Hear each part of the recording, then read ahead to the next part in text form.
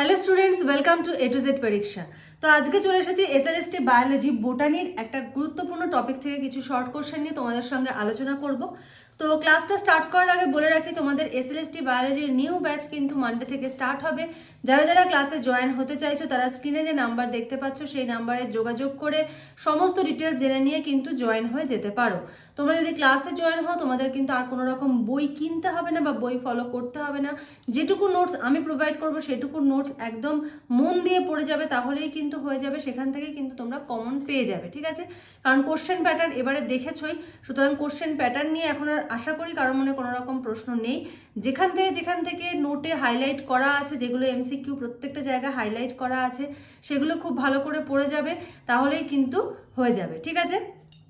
আর প্রত্যেকটা নোট আমি তো তোমাদেরকে বুঝিয়েই দেবো এবং কোন কোন জায়গাগুলো MCQ সেগুলোও কিন্তু আমি ক্লাসে বলে দেবো। প্লাস ক্লাসে তোমাদের কিন্তু MCQ প্র্যাকটিসও করানো হবে এবং মক টেস্টও নেওয়া হবে। তো যদি কেউ জয়েন হতে চাও, স্ক্রিনে যে নাম্বার দেখতে পাচ্ছ সেই নাম্বারে যোগাযোগ করে সমস্ত ডিটেলস জেনে নিয়ে জয়েন হয়ে যেতে পারো। তো চলো এবার বোটানির একটা টপিক থেকে কিছু শর্ট কোশ্চেন আমরা দেখে নিই। দেখো, আজকে যে টপিক থেকে শর্ট কোশ্চেন দেখবো সেটা হলো পেলিও বোটানি, ঠিক আছে? পেলিও বোটানি থেকে কি কি MCQ আসতে পারে, কিছু MCQ আজকে আমরা দেখবো। প্রথমটা বলতে দেখো, বিজ্ঞানের যে শাখায় মাইক্রোফসিল বা অণুজীবাশ্ম সম্পর্কে বর্ণনা, গবেষণা ও পাঠ করা হয় তাকে কি বলে? মাইক্রোপ্যালিওন্টোলজি, ঠিক আছে? মাইক্রোপ্যালিওন্টোলজি কিন্তু এটাকে বলা হয়। এক্ষেত্রে কি হয় যে বিজ্ঞানের যে শাখায় মাইক্রোফসিল, মাইক্রো মানে অণু বা ক্ষুদ্র, অণু মানেও ক্ষুদ্র, অণুজীবাশ্ম সম্পর্কে বর্ণনা করা হয়, গবেষণা এবং সেটা পাঠ করা হয় তাকে কি বলা হয়? মাইক্রোপ্যালিওন্টোলজি। খুব ভালো করে মনে রাখবে, প্রত্যেকটা প্রশ্ন কিন্তু খুব খুব ইম্পর্টেন্ট এবং পরীক্ষায় আসার মতো। খাতায় নোট ডাউন করে নাও। যাদের রিভিশন কপি তৈরি করা আছে রিভিশন কপিতে তৈরি করে নাও, আর যাদের তৈরি করা নেই তারা আমাকে কমেন্টে জানিও। যদি না জানো তাহলে আমি নেক্সট ক্লাসে তোমাদেরকে সেটা আরো ভালো করে বুঝিয়ে দেবো। নেক্সট, ক্যালকেরিয়াস মাইক্রোফসিল কোন যৌগ দ্বারা গঠিত? ক্যালকেরিয়াস দেখো CaCO3, Ca ফর ক্যালসিয়াম, তাই তো? Calcium carbonate. তো ক্যাল কথাটা দিয়ে তোমরা মনে রাখতে পারো ক্যাল ফর ক্যালসিয়াম, তাহলে সেখান থেকে কি চলে আসছে? Calcium carbonate. Okay, next question, কোন অণুজীবাশ্মকে ইকথিওলিটস বলা হয়? কোন অণুজীবাশ্মকে ইকথিওলিটস বলা হয়? অ্যান্সার হবে ফসফেটিক অণুজীবাশ্ম। এবার এখানে আরেকটা প্রশ্ন আসতে পারে, ফসফেটিক অণুজীবাশ্মে আমরা কোন যৌগ দেখতে পাই? অ্যান্সার হবে ফসফেট। নাম থেকেই বোঝা যাচ্ছে অ্যান্সার হবে কি? ফসফেট। পরে কোশ্চেন, যে সকল অণুজীবাশ্ম সিলিকা জাতীয় উপাদান দ্বারা গঠিত তাদেরকে কি বলা হয়? অ্যান্সার হবে সিসিলিয়াস অণুজীবাশ্ম। দেখো নামের সঙ্গে মিল রয়েছে, সিলি, ঠিক আছে? তাহলে এখান থেকে কি আসছে? সিলিকা। তাহলে সিসিলিয়াস অণুজীবাশ্মতে আমরা কোন যৌগ দেখতে পাচ্ছি বা কোন মৌল দেখতে পাচ্ছি? অ্যান্সার হবে সিলিকা জাতীয়, ঠিক আছে? নেক্সট, বিজ্ঞানের যে শাখায় জৈবিক অণুজীবাশ্ম হলো আলোচ্য বিষয় সেই শাখাকে কি বলে? প্যালিনোলজি, ঠিক আছে? সেই শাখাকে কি বলা হচ্ছে? প্যালিনোলজি। কি হয়? জৈবিক অণুজীবাশ্ম, জৈবিক অণুজীবাশ্ম নিয়ে যেখানে আলোচনা করা হয়।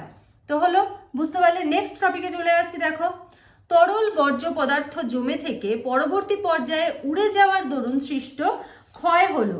ধরো এখানে তরল বর্জ্য পদার্থ জমে রয়েছে এই গর্তের মধ্যে, ঠিক আছে? কোনো একটা প্রাণীর তরল বর্জ্য জমে রয়েছে। এবারে স্বাভাবিক জলটা, যে জলীয় অংশটা, সেটা কি হবে? বাষ্পীভূত হয়ে যাবে এবং বাষ্পীভূত হওয়ার পরে এই যে গর্তের যে জায়গাটা, এই গর্তটা বা যেখানে জমে একটা গর্ত তৈরি হয়েছে সেটা কিন্তু রাউন্ড শেপই থেকে যায়। হয়তো সেখানে আর এই তরলটা থাকছে না, কিন্তু এই রাউন্ড শেপটা থেকে যায়, ঠিক আছে? তাহলে এই ধরনের যে জীবাশ্ম বা তৈরি হচ্ছে, এই ধরনের জীবাশ্ম, এগুলোকে কি বলে? ইউরোলাইটস। এই ধরনের জীবাশ্মকে বলা হচ্ছে ইউরোলাইটস। এবার এই যে ইউরোলাইটস জীবাশ্ম তাহলে কোথাও তো একটা দেখা যায়। কোথায় দেখা যায়? ইউরোলাইটস জীবাশ্ম কোন জাতীয় ফসিলসে দেখা যায়? পরের কোশ্চেন দেখো, ইউরোলাইটস জীবাশ্ম কোন জাতীয় ফসিলসে দেখা যায়? অ্যান্সার হবে কি?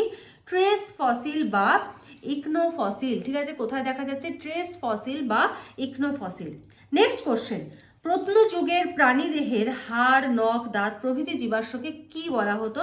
অ্যান্সার হবে দেহ জীবাশ্ম, ঠিক আছে? বা বডি ফসিল। যেহেতু শরীরের কিছু অংশ হাড়, নখ, দাঁত ইত্যাদি দিয়ে হয়, তাই এটাকে কি বলা হয়?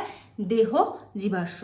কোশ্চেনগুলো কেমন লাগছে কমেন্ট সেকশনে জানিও, শর্ট কোশ্চেনগুলো। আর যদি ভালো লাগে লাইক করে দিও। যারা নতুন আছো অবশ্যই কিন্তু চ্যানেলটাকে সাবস্ক্রাইব করে নিও আরো নতুন নতুন ভিডিওর আপডেটস পাওয়ার জন্য।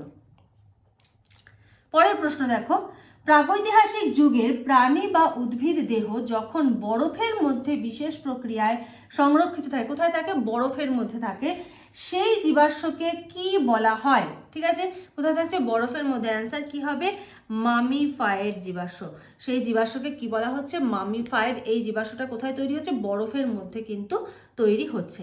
তো এই কটা কোশ্চেনই আজকে তোমাদের সঙ্গে দিলাম শর্ট কোশ্চেন হিসাবে। নেক্সট ক্লাসে আরো অনেক কিছু নিয়ে আমরা আলোচনা করব। আজকের মতো এখানেই শেষ করছি। নেক্সট ভিডিওতে তোমাদের সঙ্গে দেখা হবে, কথা হবে। আজকের মতো এইটুকুই। Thank you.